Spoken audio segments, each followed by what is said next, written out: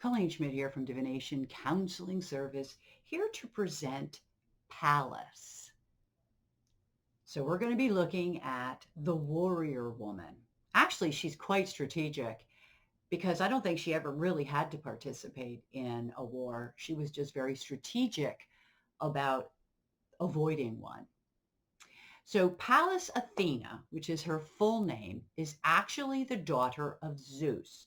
She was born from his head. That's what they say. So that's our mythology that we're going to deal with. So she was born from her father's head, which shows or explains a little bit about how she operates. She is a strategic planner. In the Big Four, she's known as the warrior woman, and she actually is often seen in armor. But mostly she avoids going into battle because she's able to use strategy to win her wars. So we definitely wanted to look at her. She is considered the virgin goddess of wisdom. That's what in mythology, in the Greek mythology. She also has a counterpart named Minerva. So she also has a smaller asteroid that's interchangeable with her. And she, as I said, sprang from her father's head fully armed, which I thought was really interesting. And he is the one, Zeus is the one who taught her the strategies of battle.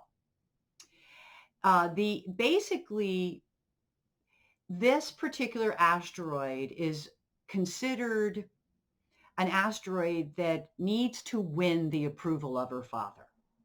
Okay. And the whole idea of winning approval is really important to Pallas. They're considered people pleasers. If you were to look up political figures, their astrology charts, the first things you might want to look for are Minerva and Pallas, because they are the epitome of people who will say whatever it is you want to hear. And that's a really strategic move on the part of Pallas Athena. Here you're looking at not only what you can win or not win in the battle, and it is talking about intellectual gamemanship and our perspectives about the games that people play. I think we're in one right now in our politics. It basically, it's about our skills, our perception skills, and understanding the lay of the land. That's how you can say what it is people want to hear. You have to first understand what it is they need to hear. So there is that. It's basically how the mind works. So it is related to the signs and the patterns because in the case of Pallas, she can outsmart people. All right. It's interesting because it's all about winning approval, but it's about how people can be very cagey about winning that approval. Okay. Here we're talking about in adult life, what will you do or not do in order to please those people who are above you, your bosses, your parents, if you're growing up? And what is that? What can you do to utilize those factors? Okay. So we talked a lot about pleasing the father, but it's really adjustments of all kinds just to get along with other people. Pallas, however, does enjoy outsmarting other people, and she also can give advice, plans that could win. That's what she's really noted for. Planning and strategy that can win.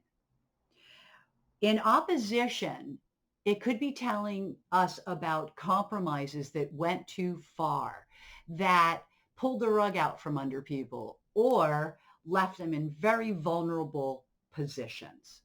So it doesn't always work, this plan that she has, but it almost always will deal with people pleasing, particularly pleasing authority figures. It's also about making sure that you say the right things. It's about gaining approval. It's sucking up. Sometimes I think that it can lead to enabling on some level. So you do have to be careful of that. Palace in the signs would be like strategies that are very aggressive or being very aggressive about the manner in which we try to go about pleasing somebody. In Taurus, again, it could be related to the I own money. So you're always trying to mix these together. And Palace might be motivated with strategy regarding money and security. In Gemini, it would be, again, strategy. And I really think that Gemini is a really good energy for Palace. And I say that because we think of it as strategy and planning. We think, oh, surely this must be good. But remember, she enjoys outsmarting people. So the reality is that sometimes, and I've seen this used in politics too, where it is an undermining quality as much as it's about planning and winning. Just remember this, that when people plan strategies to win, that means that other people might lose. And just because somebody is a palace doesn't mean, or is using a strong palace doesn't mean that they have the best of intentions. I've seen politicians with this thing so strong in their charts, and I can honestly tell you, I don't think they really have good intentions. They might have gotten into politics because of their fathers. And I can say in some of the cases right off the top of my head, like Liz Cheney is a really strong palace. Surely she is following in daddy's footsteps. That doesn't make her or daddy better at politics. It just means that they're really good at strategy. I definitely don't follow. I'm not saying I'm a fan of them as in terms of what their politics are. Actually, I'm not a fan at all of either of them. But the reality is that they have strong political uh, factors in the chart, which means that they know how to say the right things at the right time, and they know how to manipulate and strategize to win. Right now, the Republicans are using a tremendous amount of gerrymandering and cheating in order to win, but it's still probably under the realm of Palace at the same time. So I definitely don't want you to think this is this great warrior woman. As a matter of fact, one of the issues I have with her is that she's a sellout. That is a real problem for me, that a strong Palace can sometimes mean that it's somebody who sells out, gives in order not to go to war. She compromises. And there's a whole story about during the time of the Amazon warriors, which were women warriors, that there was a leader who gave them up in a sense. So it's not really like the great ideal that you think. Okay. So where was I on this? So if you're looking at Palace in Cancer, the strategies might be related to, here we go, the home and the children, and the pleasing would be related to the parents directly and to those children directly. Whereas in Leo, this is a leader who will shine and just say all the right things, because that's another sign where Palace can go pretty good is in Leo, because leaders in general tend to have really strong palaces. So there's our Leo. In Virgo, it would be again related to strategies, that you would use in work and day to day, strategies related to time management, strategies related to um, being able to take care of oneself at the same time that they're doing what they need to do to win. In Libra is where I would really think that there could be a lot of what I always call double speak. So in Libra, Libra always has to hear both sides. And so, Libra might be a really good place for it, depending on the motivation of the individual. In Libra Scorpio, you would be looking at somebody who is extremely strategic in transformation and would really use their palace to make things happen, the doers. In Sagittarius, it might be something that is more related to uh, more expansion, being able to expand an idea or a plan, being able to educate or using it through education. Whereas in Capricorn, it might be used through government and trying to really utilize that whole big business thing that people have. In Aquarius, it would be towards humanitarian aid and things like the Peace Corps and things of this nature. And in Pisces, we might go back to religion as a big factor of how we try to please people, maybe through compassion, maybe through being in Pisces, even, I hate to say this, being the welcome mat that people rub their shoes on. Unfortunately, there's all different ways to look at this.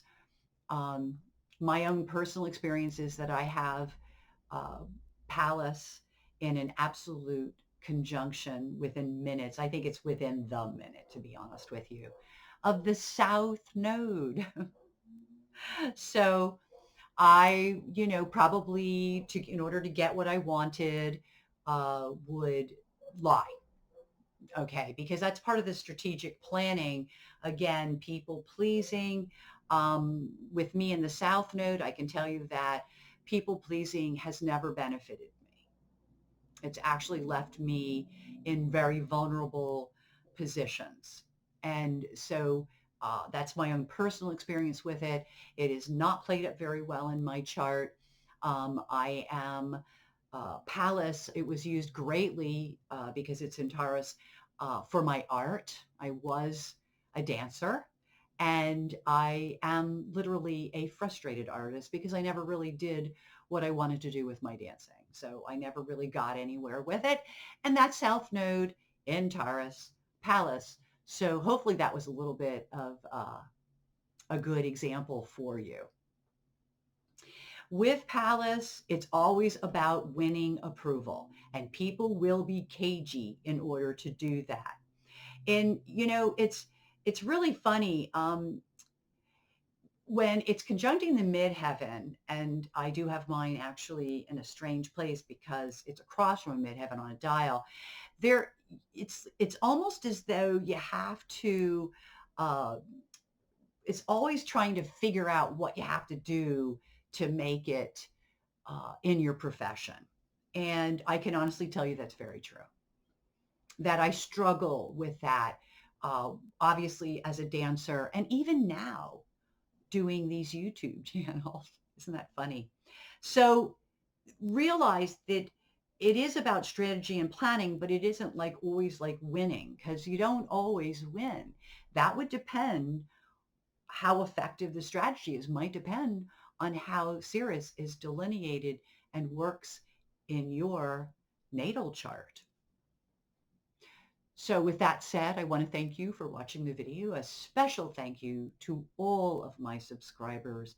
And I want to leave you as I always do, which is until we meet again, I wish you only happy readings. But most importantly, enjoy your day.